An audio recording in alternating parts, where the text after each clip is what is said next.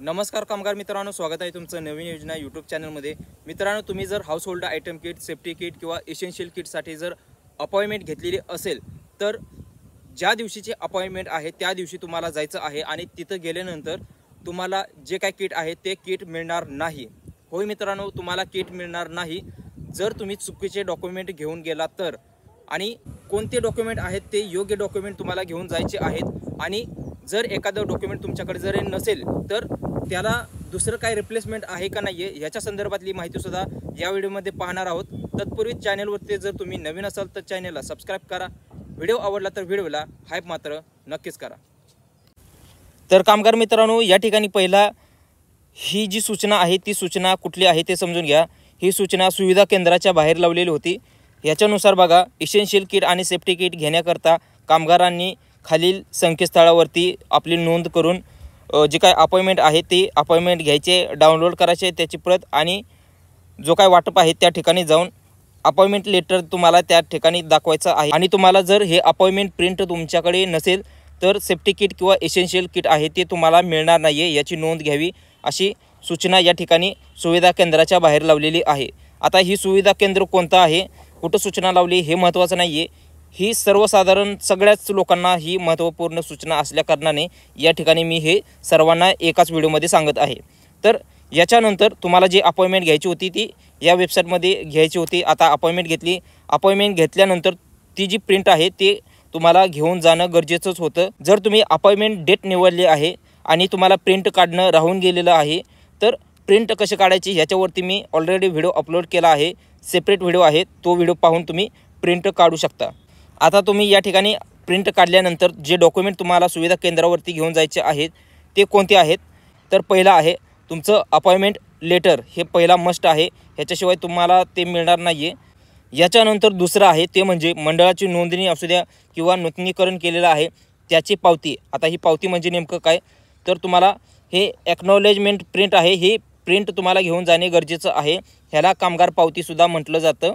सोबत एक काम करा, तुम्ही जो काही तुमचा कामगार स्टेटस आहे तो ॲक्टिव्ह आहे की नाही हे सांगणारं तुमचं जे काही स्टेटस आहे ती स्टेटस पावतीसुद्धा घेऊन जावा। याच्यानंतर तुम्हाला आधार कार्ड, स्वयं घोषणापत्र, रेशन कार्ड आणि बँक पासबुक हे घेऊन जायचं आहे। आता याच्यामध्ये जर रेशन कार्ड, बँक पासबुक जर नसेल तरीसुद्धा भरपूर ठिकाणी जी काही सेफ्टी किट आहे, एसेन्शियल किट आहे किंवा हाऊस होल्ड आयटम किट आहे त्याचं वाटप होत आहे। फक्त अपॉइंटमेंट लेटर आणि ही जी पावती आहे ह्याच्यावरती आणि आधार कार्डवरती देत आहेत। पण तुम्ही तसं करू नका, जे डॉक्युमेंट सांगितलेले आहेत ते सगळे डॉक्युमेंट तुम्ही घेऊन जावा। आता या ठिकाणी स्वयं घोषणापत्र सांगितलेलं आहे। जर तुम्ही सेफ्टी किटसाठी अपॉइंटमेंट घेतली असेल तर कोणतं घोषणापत्र आहे, एसेन्शियलसाठी घेतली असेल तर कोणतं घोषणापत्र आहे, आणि हाऊस होल्ड आयटम किटसाठी घेतली असेल तर कोणतं घोषणापत्र आहे, तर याची माहिती आपण पुढे पाहूयात। पण त्या अगोदर तुम्हाला पुन्हा सांगतोय, व्हिडिओ महत्त्वाचा आहे, लाभार्थ्यांना ह्याची माहिती माहीत नाही आहे। आता ह्या सूचना लावलेल्या आहेत त्या सूचना सुविधा केंद्रावरती गेल्यावरतीच त्यांना समजणार आहेत। आता न सुविधा केंद्रावरती जाता तुम्हाला या ठिकाणी ज्या सूचना आहेत त्या आपल्यामार्फत मिळत आहेत। जर कोण जात नसेल तर त्यांना सूचना कशा मिळणार आहेत, तर त्यासाठी व्हिडिओला हाईप करा आणि शेअर करायला सुद्धा विसरू नका। घोषणापत्र कोणते आहेत, कुठून डाउनलोड करायचं, काय लिहायचं त्याच्यामध्ये ह्याची माहिती पाहण्या अगोदर तुम्ही पहिला जर अत्यावश्यक संच म्हणजे एसेन्शियल किटसाठी जर हे अपॉइंटमेंट काढलेली असेल तर अशी प्रिंट आहे।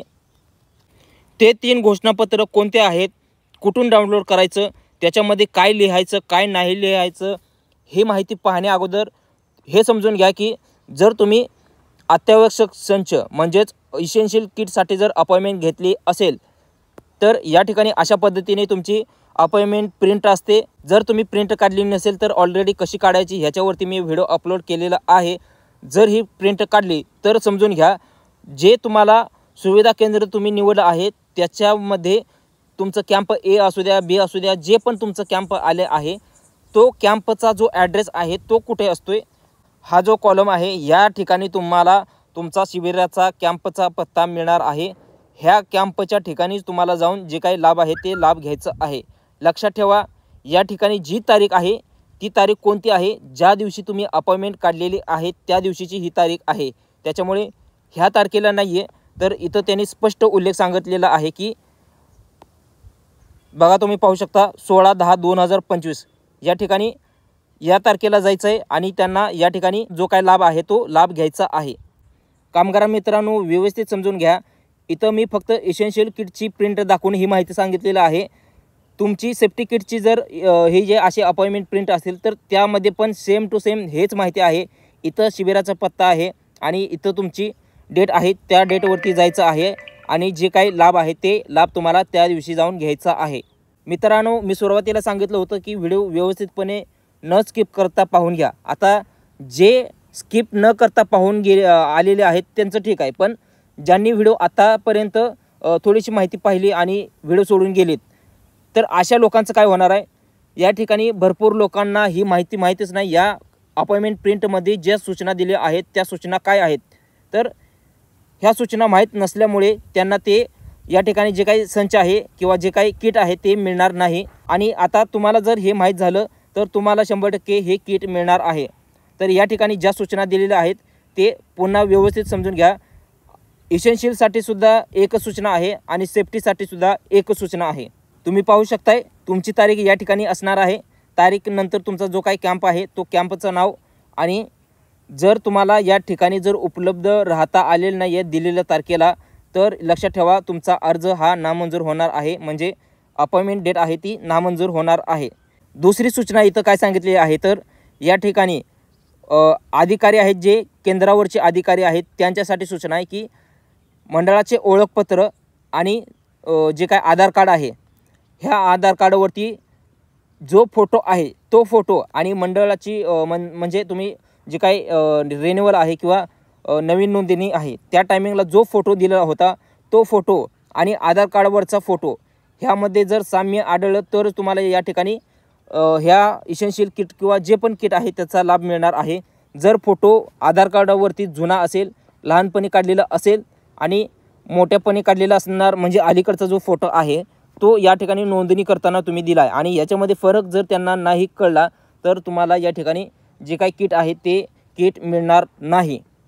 त्यानंतर केवळ बांधकाम कामगाराचे बोटाचे ठसे म्हणजे बायोमेट्रिक आणि छायाचित्र म्हणजे तुमचा ऑनलाईन फोटो घ्यावेत व त्यांना या ठिकाणी अत्यावश्यक संच किंवा जे काही इसेन्शियल असू द्या किंवा तुमचं जे पण संच आहे तो ताब्यात देण्यात यावा.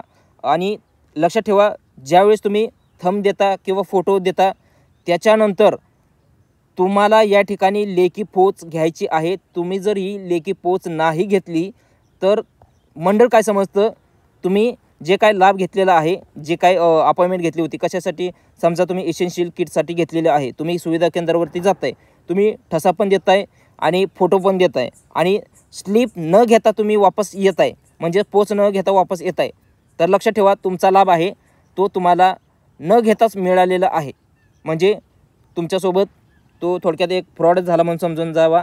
तुम्हाला तो लाभ काही पुन्हा कधीच मिळणार नाही आहे.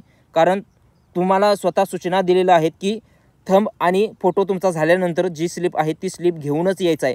जर नाही आला तुम्ही स्लिप घेऊन तर या ठिकाणी ही चूक तुमची स्वतःची आहे आणि तुमच्याबाबत जर असं घडलं तर तुम्हाला यावर्षी तर कमीत कमी तुम्हाला हा लाभ मिळणार नाही. तर मित्रांनो अशा पद्धतीने इसेन्शियल आणि सेफ्टी किटसाठी एकच होतं.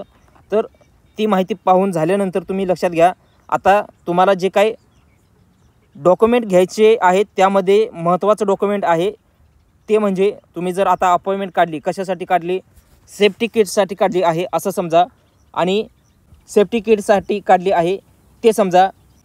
तर मित्रांनो अशा पद्धतीने तुम्ही सेफ्टी आणि इसेन्शियल किटसाठी जे काही सूचना होत्या त्या तुम्हाला या ठिकाणी मिळालेल्या आहेत. याच्यानंतर जे महत्त्वाचे डॉक्युमेंट होते त्या डॉक्युमेंटमध्ये या ठिकाणी सगळ्यात महत्त्वाचं आहे की तुम्हाला या ठिकाणी हमीपत्र आहे ते हमीपत्र किंवा जे काही घोषणापत्र आहे ते तुम्हाला घेऊन जायचं आहे. आता सेफ्टी किटवाल्यांसाठी मी सांगतोय, इसेन्शियलवाल्यांसाठी पुढे सांगणारच आहे, त्याच्यामुळे इथंसुद्धा व्यवस्थित समजून घ्या.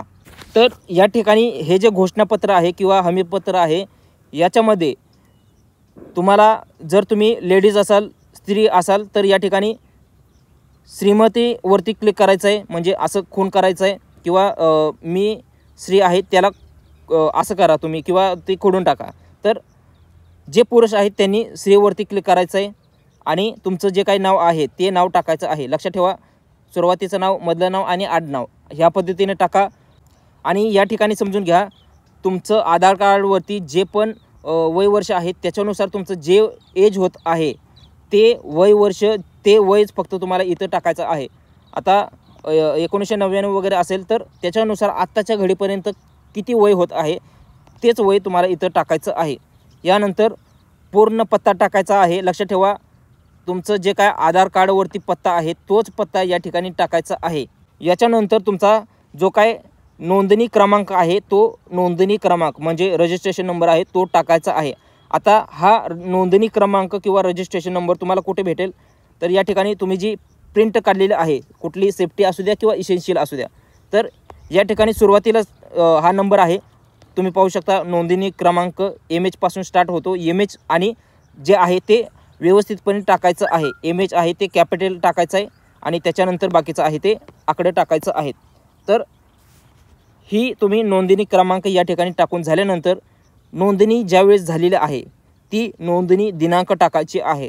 लक्षात ठेवा, अपॉइंटमेंट डेट कोणत्या तारखेला घेतली आहे ती तारीख नाही, रजिस्ट्रेशन ज्या तारखेला केले आहे ती तारीख किंवा रिन्युअल केलेलं आहे ती तारीख या ठिकाणी टाकायची आहे. त्याच्यानंतर तुम्हाला या ठिकाणी आधार क्रमांक टाकायचा आहे. हा आधार क्रमांक टाकून झाल्यानंतर तुम्हाला ह्या जे काही अर्ज आहे, मागणी संचचा जो अर्ज आहे किंवा ह्याला तुम्ही घोषणापत्र म्हणा, हमीपत्र म्हणा किंवा मागणी संच अर्ज म्हणा, तर काही म्हणा, ह्या अर्जासोबत तुम्हाला आधार कार्डसुद्धा जोडायचं आहे. हे कंपल्सरी आहे, हे लक्षात ठेवा. कारण तुम्ही हा आधार नंबर देताय तो व्हेरीफाय करण्यासाठी तुमचंच आधार कार्ड आहे की नाही आहे ह्याची तपासणीसाठी त्यांना ते द्यायचं आहे. आणि यानंतर तुम्हाला या ठिकाणी काय करायचं आहे, जो अर्ज करणारा कामगार आहे त्याने स्वतःचं या ठिकाणी जी काही सही आहे ती सही करायची आहे. तुम्ही या ठिकाणी सही करा किंवा या ठिकाणी सही करा, पण तुम्हाला या ठिकाणी तुमचं पूर्ण नाव टाकायचं आहे.